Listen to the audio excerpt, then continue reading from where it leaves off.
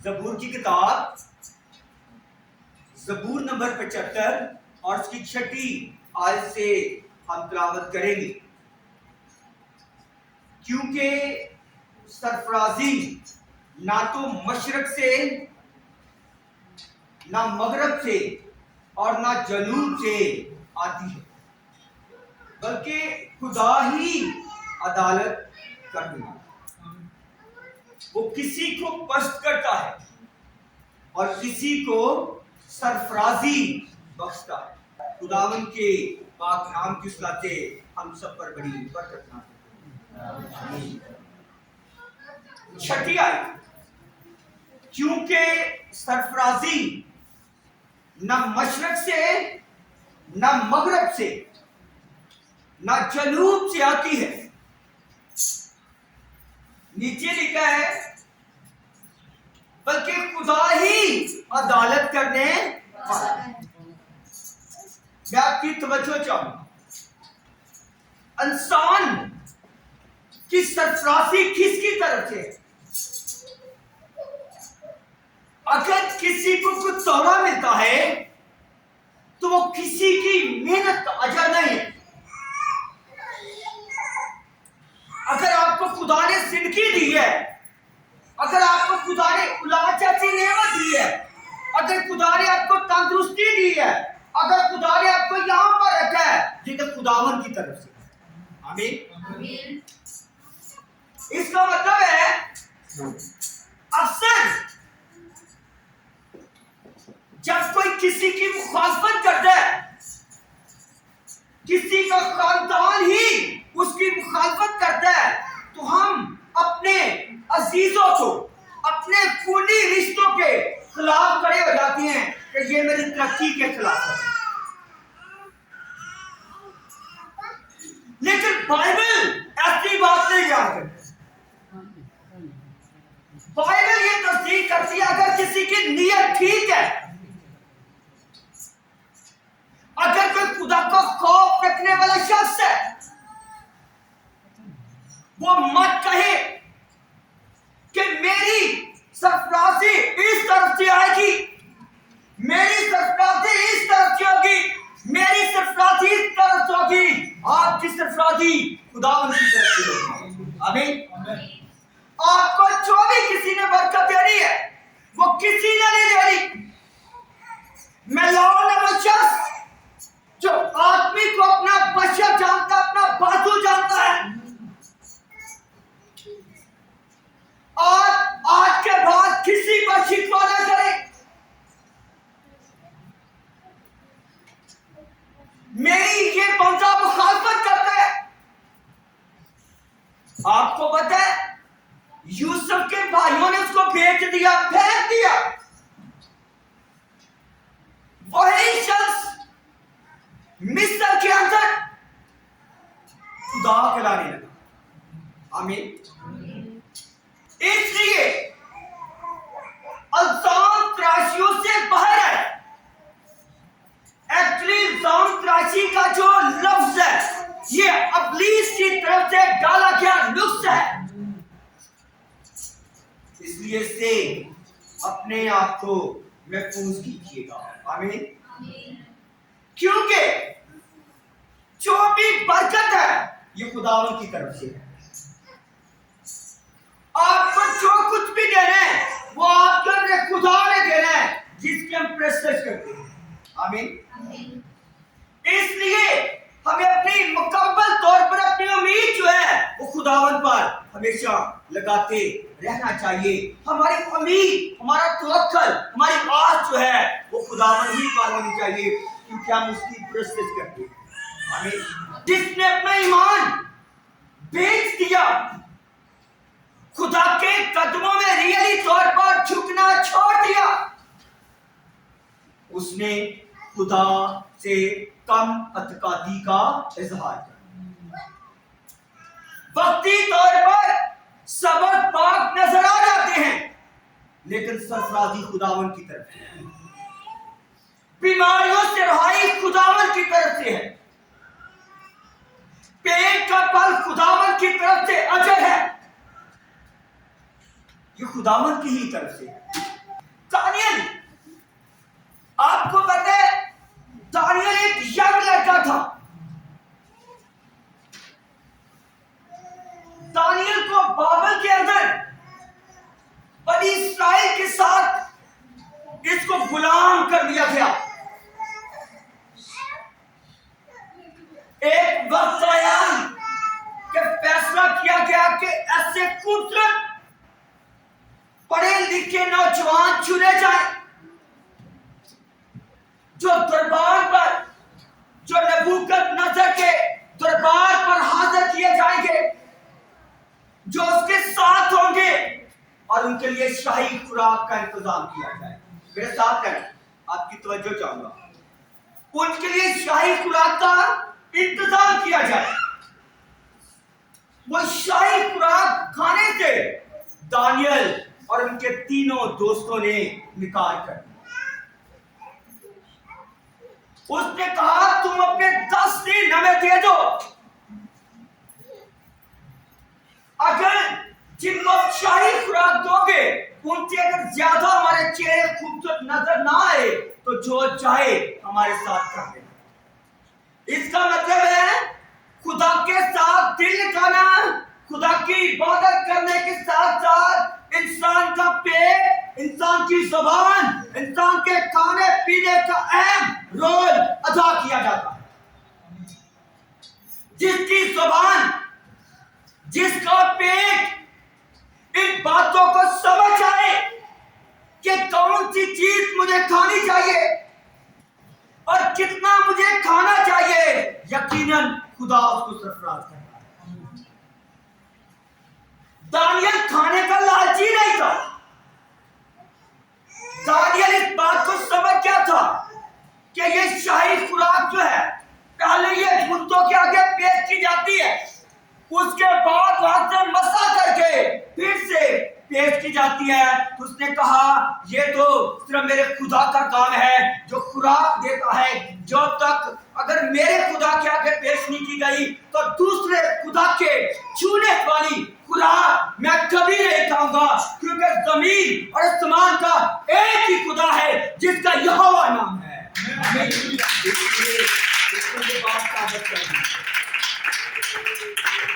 हम कभी कभी ये बात साबित नहीं कर पाते। खाने में हम इतने खो जाते हैं कि ये बात साबित नहीं कर पा रहे। हम दुआ कर रहे हैं, रोजे रख रहे हैं, कलाम सुना रहे हैं, कुर्बानियां दे रहे हैं, कह रहे हैं कि मैं मसीह का हूं, लेकिन साबित कदम नहीं है। ये बात खुदा को दानियल की पसंद आई। पहले बात हुई कैसी पसंद आई?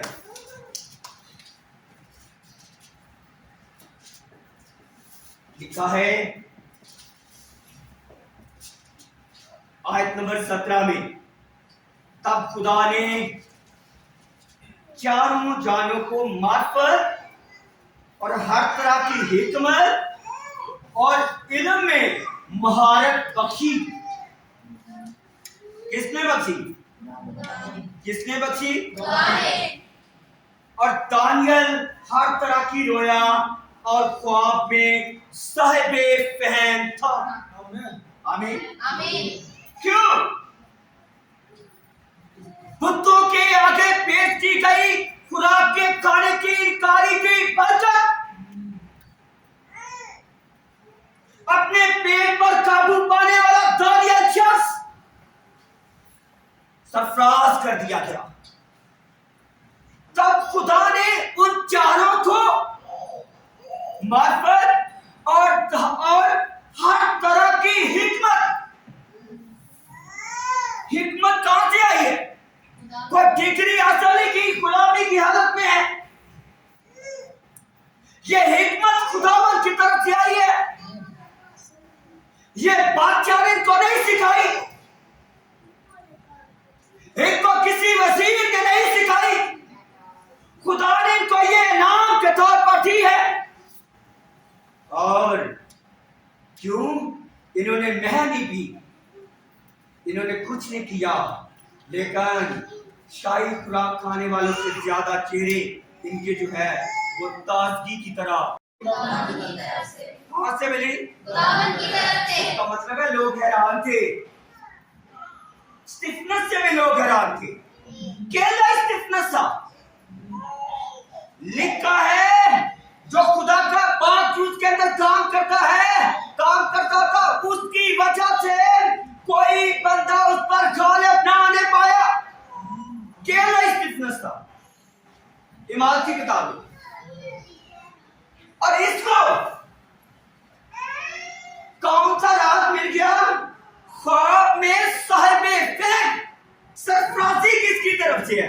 सरफराजी किसकी तरफ से? God bless you. ना मशरक से ना मगरब से, किसी और से नहीं, खुदावंद की तरफ से। किसकी तरफ से? खुदावंद की तरफ से। इसलिए सरफराजी खुदावंद की तरफ से है। और दानियल को क्या खुदा ने बरकत दी? ख्वाब के फहम में साहिबे फहम। कौन सा शख्स?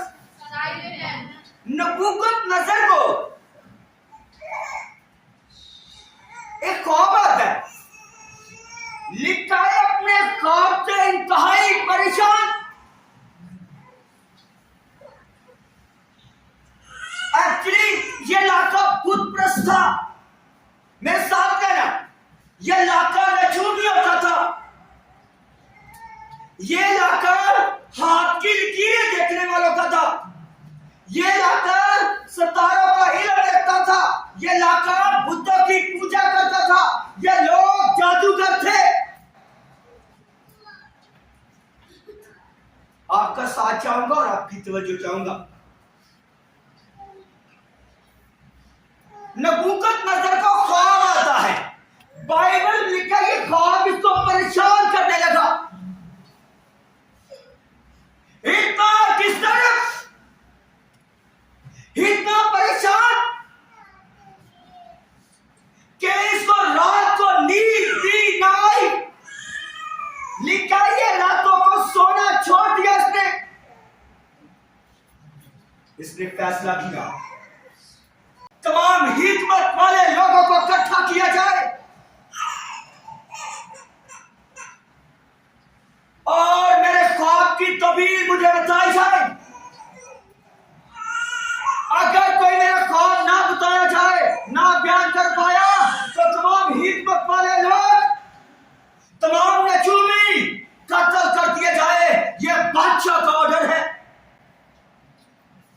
तमाम हिकमत वाले लोग, तमाम दुआ को जो बुतों की इबादत करने वाले, उसकी तालीम देने वाले लोग थे, ये सारे परेशान हुए। उसने कहा जो इस्राएल के अंदर हिकमत वाले लोग हैं वो भी कत्ल कर दिए जाएं। लिखा है दानियल के दोस्तों को ये लोग ढूंढने लगे। क्यों ढूंढने लगे? इनको कत्ल कर दिया जाए। लिखा है कि कसदियों के बादशाह ने कहा ये काम इंसान का नहीं है, ये नहायत मुश्किल काम है। ये देवताओं के सिवा जिनकी सुकूनत इंसान के साथ नहीं, बादशाह के दूर उसको बयान नहीं कर सकता। उनका इंसान का काम नहीं, जो देवताओं के आगे झुकते हैं, ये वही तुम्हें बताएंगे। उसने कहा अगर ना बताया तो उनको कत्ल कर दिया जाएगा। बादशाह गुस्से में इस बाबल के पूरे इलाके के अंदर हलचल मच गई कि बादशाह रात को सोता नहीं है, उसके खौफ की तबीर कोई इसको बता नहीं पा रहा। ये बात दानियल तक पहुंच गई। इसके खौफ की तशरीह हम फिर किसी दिन करेंगे। आज हम बात करेंगे सरफराजी की। ये बात यहां तक पहुंच गई और उसने कहा बादशाह मुझे मौका दीजिए, आज रात मैं खुदा से ये बात पूछूंगा। ये दानियल ने कहा। दानियल ने अपने दोस्तों को बुलाया, अपने अजीजों को इकट्ठा किया और उनको बताया। इस गुफ्तगू से यह जाहिर होता है कि वो खुदा के हुजूर झुके। बाइबल में क्या है कि दानियल 3 दफा खुदा के हुजूर में झुकता और इबादत करता, हैकल की तरफ रुख करके। ये इस बात की भी तस्दीक करती है, जो कुछ तुम जमीन पर बांधोगे वो आसमान पर बांधा जाएगा। जब 2 या 3 मेरे नाम पर मुत्तफिक होंगे तो जो कुछ तुम जमीन पर बांधोगे वो आसमान पर बांधा जाएगा। ये बात मत्ती की इंजील इस बात की तस्दीक करती है। खुदा के कलाम में एक और भी वाक़या लिखा है कि पतरस से पहले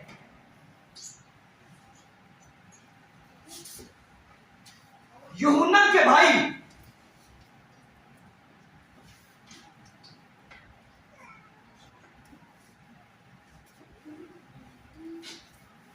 वो हेरोदेस ने कत्ल करवा दिया। ये इसी के साथ है, मेरे साथ है। उसको कत्ल करवा दिया। ये बात यहूदियों को पसंद आई। अब पतरस को भी कैद में डाल दिया कि सुबह फसह के बाद इसको पेश कर दिया जाए। परेशान है। कैसे परेशान है? बाइबल में क्या, एक हॉल के अंदर वो बैठकर दुआ करने लगे। कलीसिया की क्या राय थी? मेरे साथ है ना। कलीसिया क्यों दुआ करने लगी कि पतरस को सजाए मौत ना हो। जिस तरह पहले शकील कत्ल हुआ है, अब ये कत्ल ना हो। लिखा 4 सिपाही उसकी निगरानी कर रहे थे। हेरोदेस का प्लान है, बंदा जेल के अंदर है, बेड़ियां उसको लगाई गई हैं, जेलों को ताला लगाया गया है, उसके अंदर है। सुबह निकाला जाएगा, उसको कत्ल कर दिया जाएगा। दूसरी तरफ कलीसिया की नीयत यह है कि यह बंदा कत्ल ना कर दिया जाए। यह शरारत का प्लान, सियासत का प्लान और दुआ का आपस में कॉम्पिटिशन हो रहा है। खुदा के कलाम लिखा, जैसे वो दुआ कर रहे थे, उन्होंने दुआ करना बंद ना की। वो सुबह भाकर दुआ कर रहे थे। खुदा की गहरी हसूरी मौजूद थी। और जैसे वो दुआ कर रहे थे, लिखा है खुदा के फरिश्ता ने पतरस को जगाया। उसने कहा, पतरस उठ। उसकी बेड़ियां खुल गई। उसने पतरस को उस फरिश्ता ने पकड़ा और फाटक के बाहर छोड़ दिया। और खुदा के कलाम में लिखा है कि फाटक का दरवाजा खुद खुल गया। आमीन। ये खुदा की कुदरत है, ये खुदा की बरकत है, ये दुआ की कुव्वत है। कलीसिया बैठकर दुआ कर रही थी, पतरस सजाए मौत ना हो। और यकीनन इस नाम को फतह खुदावंद की तरफ से पतरस को फतह हुई। आमीन। आपको फतह हो सकती है जब आप एक दूसरे के लिए दुआ करना शुरू करेंगे। आप किसी की मुसीबत के लिए आंसू बहाएंगे। आप जब मुत्तफिक होकर किसी के लिए दुआ करेंगे तो खुदा मौजूद की कुदरत करता है। जिसका इलाज कोई नहीं कर सकता, उसका इलाज आपका मेरा खुदा कर सकता है। आमीन। जो कुछ तुम जमीन पर मुत्तफिक होकर तफा करोगे वो आसमान पर किया जाएगा। आमीन। इसलिए जब हम चाहें किसी के लिए कि किसी को सरफराजी मिल जाए, हम चाहें कि कोई वो अच्छे ओहदे पर चला जाए, हमको चाहें कि उसकी बीमारी जाती रहे, हम चाहें कि उसकी प्रॉब्लम जाती रहे, हम चाहें कि उसकी तमाम मसले जाते रहे, तो जाते रहेंगे। तो अगर हम एक दूसरे के मसलों से, एक दूसरे की बीमारियों से खुशी होते रहे तो फिर कौन दुआ करेगा? फिर कोई दुआ नहीं करेगा। आजकल कलीसिया के अंदर यही प्रॉब्लम है, कोई किसी के लिए दुआ नहीं करता, कोई नहीं दुआ करता, कोई किसी के लिए आंसू नहीं बहाता। जिस पैमाने से तुम नापते हो उसी से तुम्हें भी वारी होनी है। सरसादी खुदावंद की तरफ से है। सरसादी किसकी तरफ से है? अगर आज किसी को दुआ की जरूरत है, आज किसी की परेशानी है, आज किसी का बांझपन है, आज किसी की बीपी की प्रॉब्लम है, डिप्रेशन की प्रॉब्लम है, उसके लिए दुआ करना शुरू करें, उसके लिए बोझ रखे। वो अपनी मुसीबत, अपनी जंग से अकेला ना लड़े, कलीसिया उसके लिए लड़े, कलीसिया उसके लिए दुआ करे। खुदा उसको मेडिसिन से रुहाई दे, खुदा उसको दुखों से रुहाई दे, खुदा उसको बांझपन से रुहाई दे, तो यकीनन खुदा की ये कुदरत है कि खुदा को यकीनन बाइस से बरकत करेगा। आमीन। इसलिए